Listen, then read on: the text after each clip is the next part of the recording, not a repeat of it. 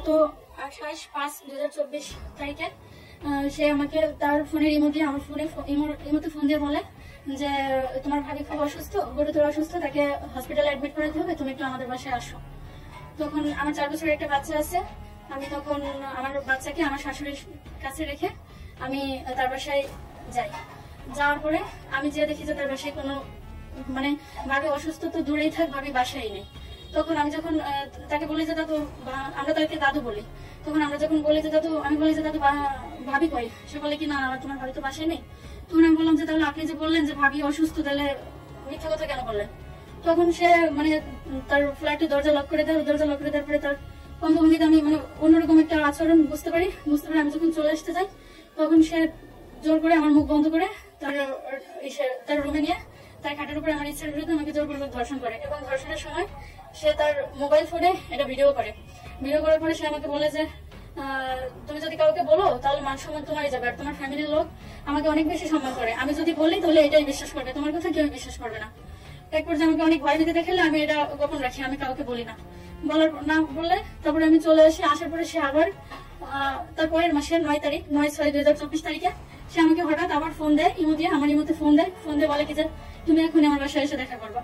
তখন আমি যখন যাইতে না করি তখন সে আমাকে বলে কি যে তুমি যদি না আসো, আমি কিন্তু এটা লোক সমাজে যদি ভাইরাল করে দিই ফেসবুকে, তাহলে কিন্তু তুমি স্বামীর সংসার করতে পারবে না, আর বুঝোই তো কি হবে।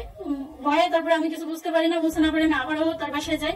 যাওয়ার পরে সে আমাকে আবারও এর বিরুদ্ধে আমার সাথে জোরপূর্বক ধর্ষণ করার পরে তারপরে আমি বাসায় চলে আসার পরে ওই মাসের আবার 13 তারিখে 13/6 সে আমাকে আবার ফোন দিয়ে বলে কি যে তোমার আমার বাসায় আবার আসতে হবে।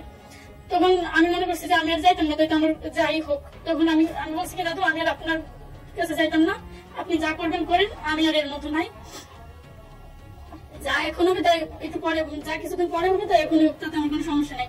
আমি মনে করি যে সে হয়তো শুধু আমাকে ভয় দিয়েছে, সেরকম কোনো কিছুই করবে না।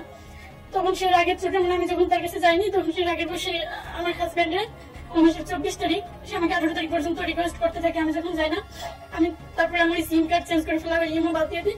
তখন 24 তারিখে আমার স্বামীর কাছে ফোন দিয়ে বলে যে তোর বউ ভালো না, তোর বউ চরিত্রহীন, তোর বউ রাখিস না, তোর বউকে তুই ছেড়ে দে। এগুলো বলে আমার শাশুড়ির কাছে যে বলে, বাসায় যে বলে, বলার পরে তারপরে আমার হাজবেন্ড আমাকে যখন জিজ্ঞাসা করে, তখন আমি আমার হাজবেন্ডে বলি যে দাদু তো আমার সাথে এরকম কিছু করছি। করার পরে দাদুই আমার মনে করছে যে তুমি বললে তোমার মান সম্মান যাবে, এখন দাদুই কেন আবার এরকম করলো। করার পরে আমার স্বামী তাকে আবার যখন ফোন দিয়ে বলে যে দাদু আপনি তো এরকম করছেন, তো বলে আপনি কেন আবার আমার বউয়ের বিষয়ে আমাকে এরকম বললেন।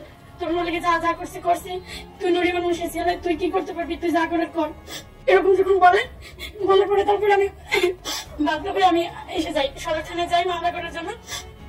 মামলা করে গেলে আমার মামলা প্রথমে বলে যায় কাল নিবো এরকম বলে 3-4 দিন আমাকে ঘোরানোর পরে আমাকে আমার মামলা নেয় না। পরে আমরা জানতে পারছি গোপন সূত্রে যে তার ভাই একজন ঊর্ধ্বতন কর্মকর্তা, এডিশনাল এসপি শাহিদুল ইসলাম রুবেল, এবং তার আরেক ভাই এনএসআই তে জব করে রাসেল মুন্সি, তাদের সেই মামলা থানায় নেয়নি। তারপরে আমরা কোর্টে মামলা করি। কোর্টে মামলা করার পরে মামলা তীব্র তদন্ত দিছে। এখন তার এই যে গত 15/11/2024 তারিখে তার ওই রাসেল ভাই এবং কিছু ইউনিয়ন আওয়ামী লীগের মানে কিছু সভাপতি, শ্রমিক লীগের কিছু আওয়ামী লীগের নেতাকর্মীকে নিয়ে আমাদের বাসায় আসার পরে তারা বলে যে মামলা উঠে ফেলানোর জন্য। তো আমরা মামলা উঠাইতে যখন রাজি হইনি, তখন তারা আমাদের ভয় দিচ্ছে যে থানা থেকে যেরকম মামলা নিতে দেয়নি, ঠিক একইভাবে পিবিআই থেকেও রিপোর্ট নেগেটিভ করাবো, তোমরা মামলা শুনে।